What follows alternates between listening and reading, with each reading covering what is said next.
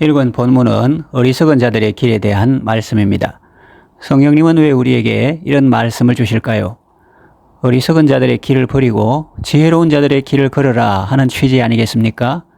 나아가 어리석은 자들의 길이 어떤 것인지 그 실상을 알고 그 길을 걷고 있는 사람들을 지혜로운 자들의 길로 인도하라는 취지 아니겠습니까?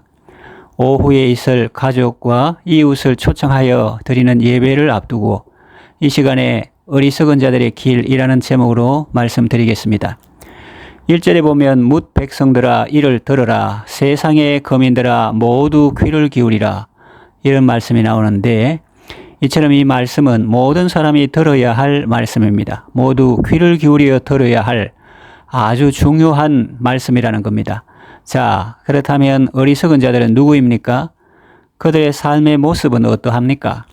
첫째로 자기의 재물을 의지하고 부유함을 자랑합니다. 6절에 보면 자기의 재물을 의지하고 부유함을 자랑하는 자라는 표현이 나오죠. 오늘 우리가 사는 이 시대는 황금 만능주의와 배금주의와 유물주의가 판을 치고 있습니다. 이런 세상에서는 재물을 많이 가진 사람들이 대단해 보입니다. 돈은 그들에게 힘이요, 산성이요, 권력이요, 능력입니다. 그러나 그 돈도 정작 영적인 세계에서는 아무 힘도 발휘하지 못합니다. 그렇게 자기의 재물을 의지하고 부유함을 자랑하는 사람은 7절 말씀에 나오는 바와 같이 아무도 자기의 형제를 구원하지 못합니다. 재물이 중요하지만 그것으로 사람의 영혼을 구원할 수는 없다는 말씀이죠. 우리나라에 재벌이 많습니다. 그런데 지금까지 그 재벌 중에서 누가 돈으로 그 형제를 구원했다는 말을 들어본 적이 없습니다. 오히려 돈 때문에 형제 간에 다투고 소송한다는 말을 들었습니다. 그를 위한 속전을 하나님께 바치지도 못합니다. 왜요? 8절에 보면 그들의 생명을 속량하는 값이 너무 엄청나기 때문입니다. 수십 년, 수백 년 걸려도 그 돈을 다 마련하지 못한다고 말씀하십니다. 정말 엄청나지 않습니까? 사람의 생명이 이렇게 귀중합니다. 그런데 우리가 우리의 생명을 속량받았으니 이 얼마나 놀랍고 감사한 일입니까? 만 입이 내게 있으면 그 입 다 가지고 내 구주 주신 은총을 늘 찬송하겠네 라는 찬송 가사가 있죠. 이것이 우리의 고백이 되어야 합니다. 자기의 재물을 의지하고 부유함을 자랑하는 자는 정작 중요한 생명에 대해서는 손도 못 댑니다. 타인의 생명은 고사하고 자기의 생명도 장담하지 못합니다. 영적인 생명은 물론이고 육신의 생명도 마찬가지입니다. 둘째, 결국은 죽게 됩니다. 10절 보면 지혜 있는 자는 죽고 어리석고 무지한 자도 함께 망하며 그들의 재물은 남에게 남겨두고 떠나는 것을 보게 되리로다 했습니다. 재물은 생명을 담보하지 못합니다. 돈으로 사람의 영혼을 구원할 수 없습니다. 사실이 이러하건만 그는 어리석게도 깨닫지 못합니다. 9절 말씀과 같이 그는 마치 자기가 영원히 살아서 죽음을 보지 않을 자인 것처럼 생각하고 행동합니다. 늙지도 않고 병들지도 않고 죽지도 않을 사람처럼 생각하고 행동하죠. 10절 그러나 그는 결국 보게 됩니다. 지혜 있는 자도 죽습니다. 또 어리석고 무지한 자도 함께 망합니다. 그리고 그들의 재물은 다른 사람에게 남겨두고 떠나는 것을 보게 됩니다. 그러면 생각이 좀 달라져야 되는데 그 보는 것도 잠시 그때뿐입니다. 초상집에 가면 지혜를 얻어야 하는데 사탄이 그것마저 빼앗아 버립니다. 바쁜 일상으로 돌아와 그 사실을 까마득히 잊게 합니다.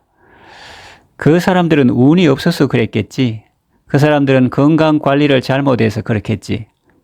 나는 아직 아니야. 그럽니다. 그러다가 한 방에 훅 갈 수 있는데도 그 사실을 모릅니다. 그러면서 속으로 생각합니다. 내 집은 영원히 있을 것이다. 내가 지은 이 집 혹은 내가 내 힘으로 돈 벌어 내 돈으로 마련한 집 이건 아무도 못 빼앗아가 내 명의로 등기해 놨어 라고 생각하며 여전히 떵떵거리며 삽니다. 여러분 자기 이름으로 등기해 놨다고 자기 겁니까? 세상 법에서 그렇게 인정한다고 하나님 앞에서도 자기 것이라 주장할 수 있습니까? 참으로 어리석은 생각이지요. 그렇게 하나님이 여러 번 경고하셔도 깨닫지 못하고 주위에 사람이 죽어나가도 남의 일로 생각하다가 결국은 어떻게 됩니까? 12절 사람은 존귀하나 했는데 이 영어를 보면 부유하나 그렇게 표현되어 있습니다. 사람은 부유하나 장구하지 못하며 길고 오래가지 못한다는 말입니다. 그러니 말이 사람이지 사람 값을 못하니 멸망하는 짐승과 다를 바가 무엇이냐는 거죠. 13절 이것이 바로 어리석은 자들의 길입니다. 어디 그뿐입니까? 어리석은 자들뿐만 아니라 그들의 말을 기뻐하는 자들의 종말입니다. 그들이 쓴 글에 동조하고 그들이 쓴 책을 사보고 그들의 주장을 옹호하고 그들 편에 서서 손뼉치고 환영한 사람들도 결국 그 어리석은 자와 똑같이 된다. 멸망하는 짐승과 같다는 말입니다. 문제의 심각성은 거기서 끝나지 않는다는 데 있습니다. 셋째, 영원히 빛을 보지 못합니다. 19절 말씀, 그들은 그들의 역대 조상들에게로 돌아가리니 영원히 빛을 보지 못하리로다 했습니다.